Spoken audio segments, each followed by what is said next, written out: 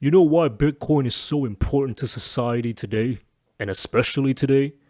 It's because for the first time, the people have the power. The people have control over their own money, over their own monetary policy.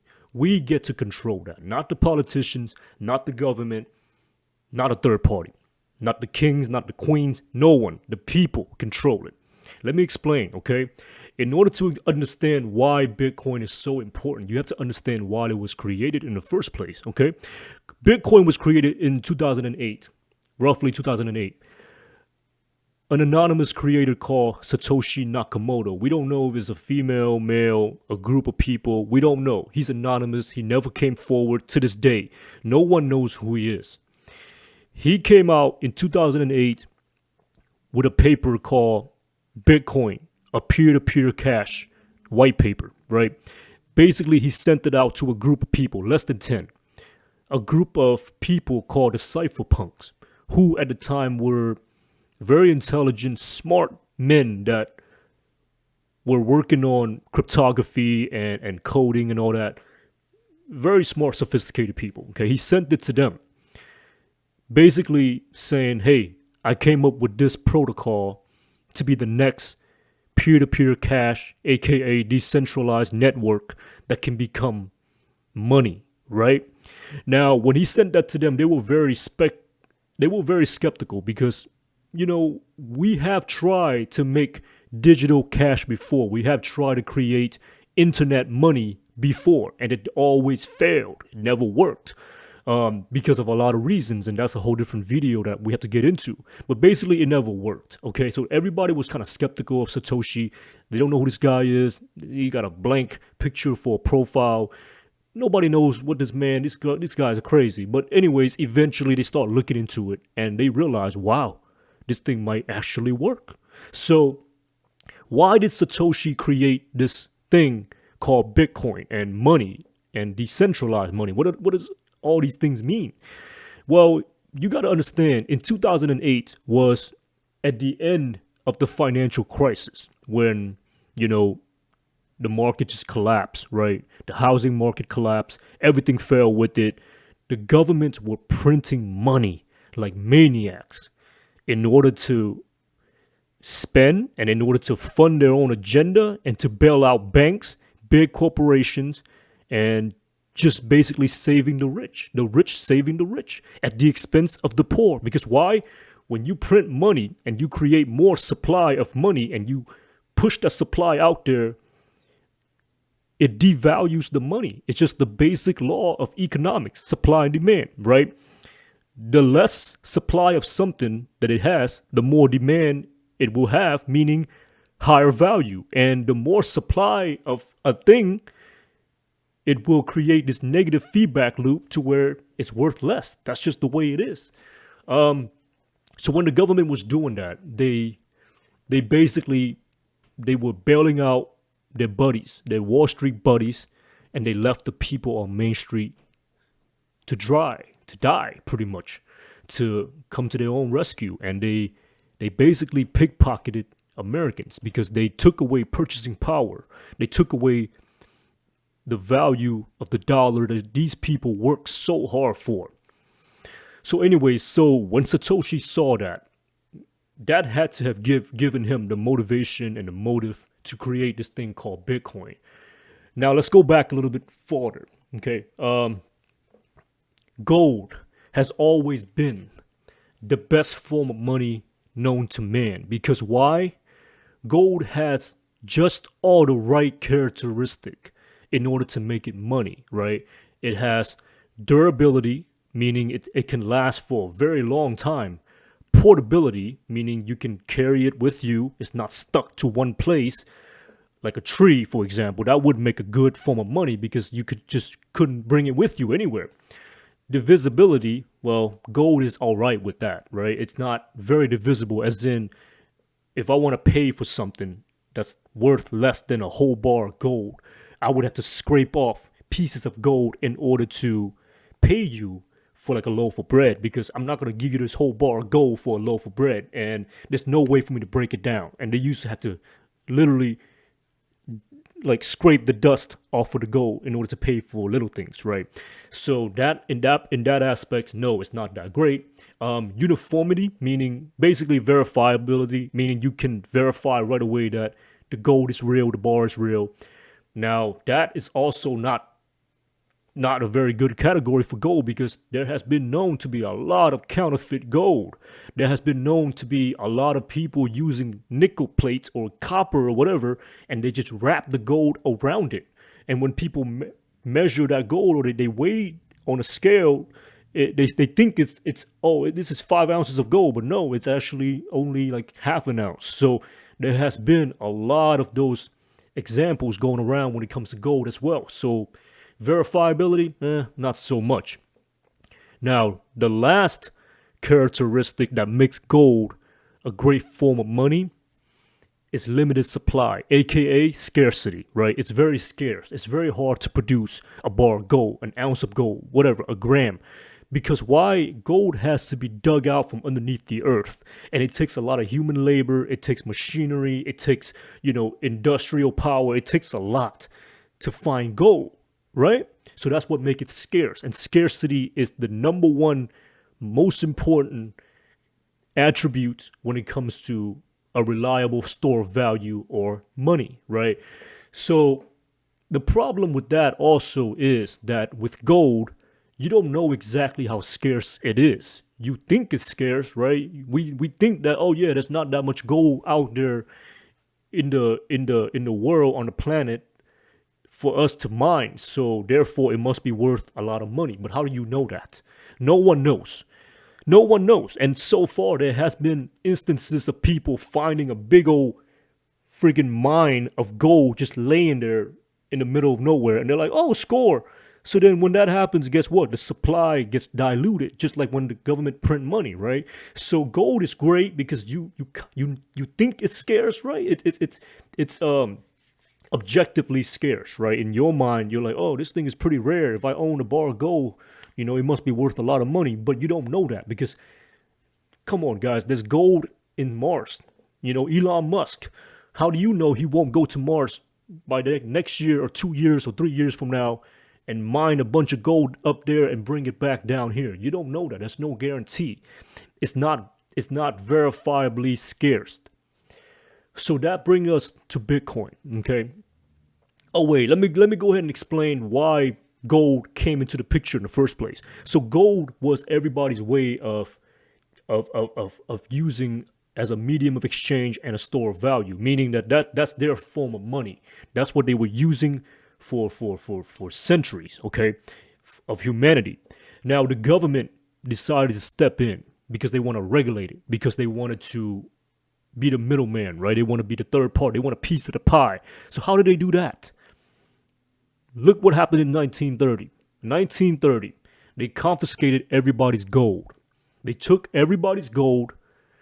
Well, they didn't steal it or confiscate it. They claimed that they bought everybody's gold. So what they were doing would literally, they would come to your house and they tell you, you got to give up all your gold, but we'll pay you for it. As in, like, yeah, okay, right now, let's say $100 can buy you 1 ounce of gold at the time, right? For example, they're like, okay, well, you have what, 5 ounces of gold? We'll give you $500 right here.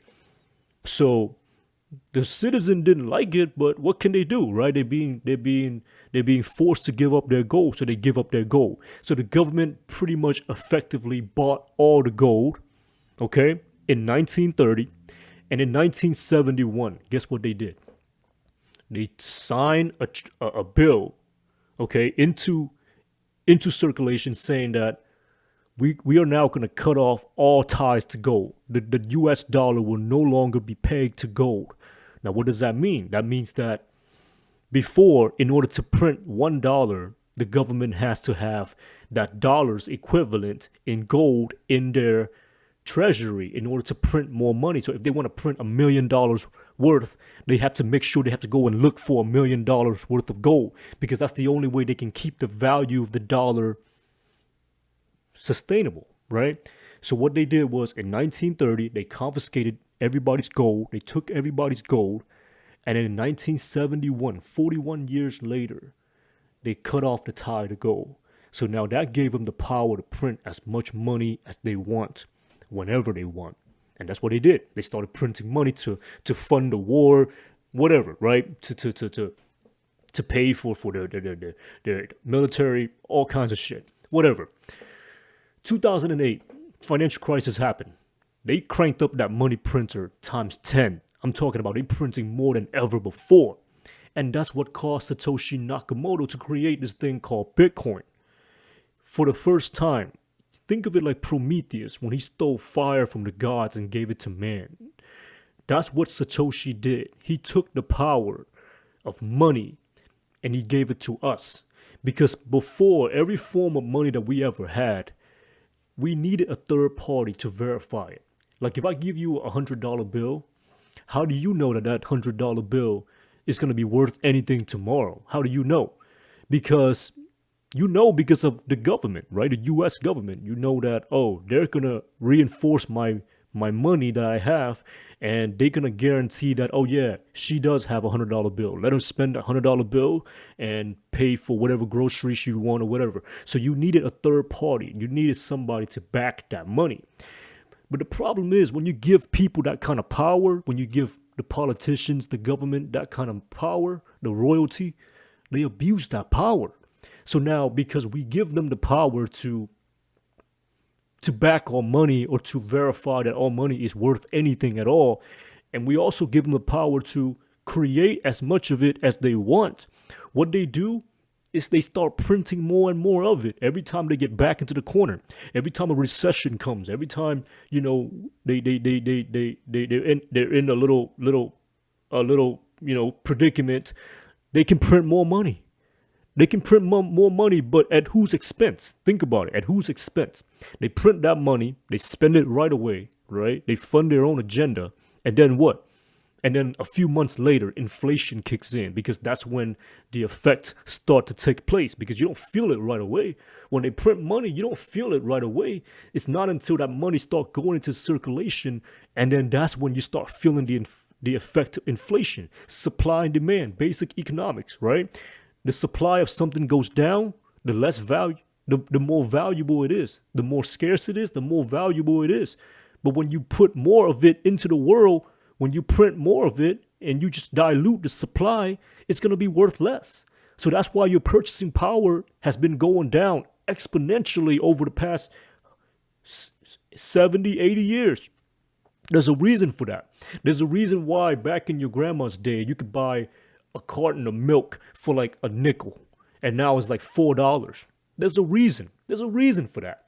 There's a reason why they say that ever since 1991, your purchasing power has been cut in half, meaning that in 1991, not no distant past, just 30 years ago, if you had $100,000 saved up, like that's your whole entire life work right there, you saved that up for your kids, your grandkids, whatever. By now, it's worth about 50 because of in terms of purchasing power. So when you give the government or any entity the kind of power to control and manipulate money, they will abuse that power. That's just what they do. That's just human nature. Okay? So basically what Bitcoin is a form of money that requires no one to be in the middle. Nobody has to verify. Nobody has to basically back it. Nobody, you don't have to trust anyone, because when you trust people, that's when things happen. When you trust the government to do what's right, when you trust the government to, please don't print any more money, sir, please. I saved up just a couple $1,000s for my kids. You know, I really needed to retain this purchasing power so I can give it to my kids in the next 10 years. Please don't print any more money, sir, because if you do, this money is not going to be worth as much. I can't buy as much in the future. You think they give a fuck about you? They don't. They don't. Look at the stimulus package. Look at the shit that's going on today after Corona. They can't even. They playing games with people. They don't care about you. So when you give these people that kind of power, that's what you should expect, and that's what's going on today. So Bitcoin, in a nutshell, just to scratch the surface, is a form of money that requires no trust. You don't trust anyone. There's no one controlling Bitcoin. There's no CEO of Bitcoin. There's no leader There's nobody. Bitcoin is money decentralized, meaning that for the first time, by using code and cryptography, we are able to have a form of money, a form of medium of exchange, and a store of value that is definitely scarce. Remember what I said about gold? You don't know how much gold there is. You know exactly how many Bitcoin there will be from now till infinity. You know that there will never be more than 21 million Bitcoin ever. Now that's verifiably scarce. Not like gold. Gold is objectively scarce. With Bitcoin, you know, okay? Now, Bitcoin, not only is it like gold, people call it digital gold, but it's also 10 times, 100 times, a million times better than gold. Why? Because gold is a dumb rock. It's just a rock. Bitcoin is programmable money.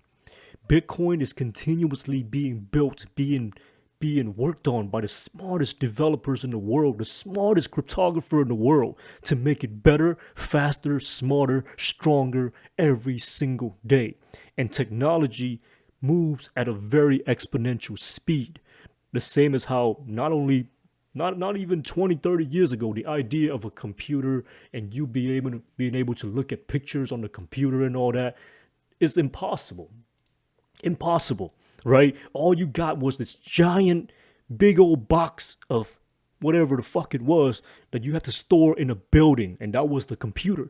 And then eventually they minimize it down, make it smaller to where it's like, you know, you can fit it in a house, you can put it in a room, but you still can't see anything. You have to type everything in, right? You have to type in like a bunch of code just to like get to this button here. It's just, and now look at it. Look what you can do with a computer. Look what you can do with the internet.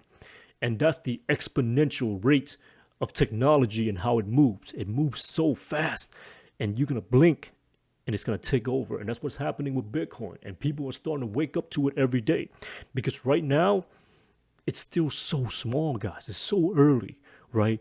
But by the time it does pick up what they call escape velocity, meaning that it literally reached that critical mass, and it just blasts off in terms of adoption, in terms of technology, in terms of price, it'll be too late. It'll be too late. It's going to take over everything. This is basically my way of explaining Bitcoin to you on the surface. There's nobody on earth that could explain Bitcoin to you within, 17 minutes so far? Every little nook and cranny and technicalities behind Bitcoin. If you want to learn that, you got to read more on the side. You got to go buy some books. You got to go Google some shit. You want to go watch some videos. That's the only way. Nobody can explain all of that within 17, 18 minutes, clearly, right? But this is just something to think about, okay? Think about it. For the first time ever, we created something truly magnificent, truly beautiful. Something that transcends history. Never has been ever anything that come even close to Bitcoin, because Bitcoin as money is the most superior form of money ever created. It's faster than gold, it's stronger than gold, smarter than gold, harder than gold. Now, why do I keep saying gold? Because that's the measuring stick, right? That's the best form of money we ever created, we ever discovered, was gold, like I said. So why is it faster than gold? Imagine trying to send a bar of gold to Tokyo from United States. You know what you got to do in order to get that done? You would have to hire armed guards, standing guarding, and not to mention the money that it costs to ship that bar of gold, and not to mention the risk of losing that bar of gold, getting robbed, getting lost in transit, all of these things. You know what you can do with Bitcoin? You can store $100 billion worth of Bitcoin in here. All you need is to memorize the 24 C words, which is basically your passwords, right? Bitcoin is like a bank in cyberspace, in cloud. Think of it like that. That you can store infinite amount of value onto it, and no one can steal your money. No one can confiscate it, can seize it, nothing. And you can send it anywhere in the world, anytime, within 5 minutes. It's transactional, cheap. It's incredible. It's incredible. It's the future of money, and it's only gonna get better from now on. It's just that's just the rate of technology adoption. So I encourage everybody to read more about Bitcoin. Okay, I want you guys to learn more about it. Why is it so valuable? Why is people going crazy over it? Just figure it out. Learn why. Because you have a very, you know, you have a great opportunity here to invest in something that if you do your research right and if you ask the right question, you will know that this thing is the future. This is the gold rush. You remember back then when, your parents talked about how, back in the days, people used to go to California so they can participate in the gold rush, so they can dig up gold and because the price was skyrocketing. That's what's happening right now. And I'm going to make a separate video that talks to you about why Bitcoin is still so undervalued at the price it's at right now, and why we're still so early. And a lot of people don't understand that. They don't get that. They think they're too late. You're not late at all. You're so early, man. And I'll explain that to you. And I hope that you can continue to be open-minded and figure this out, because, you have a great opportunity here to be the first, be some of the first, be an early adopter of this new revolutionary breakthrough technology that's going to shake humanity to its fucking core. And I hope you take advantage. I hope all it takes is some reading, some open mind, and just ask the right questions and see what's going on around you. See what's going on around you. Every time the government prints up, they printed like $6 trillion so far this year because of COVID. That's 6 trillion reasons for you to learn about Bitcoin, because Bitcoin gets stronger when they do that. And Bitcoin is going to be your lifeboat, your ark. When the flood comes, you need something like that. And it's the only way that you can survive the uncertain times ahead. So thank you so much for watching my video. Hope everybody learned something today. I'll continue to put out more material when it comes to this Bitcoin Chronicle, is what I call it. Stay safe out there, guys.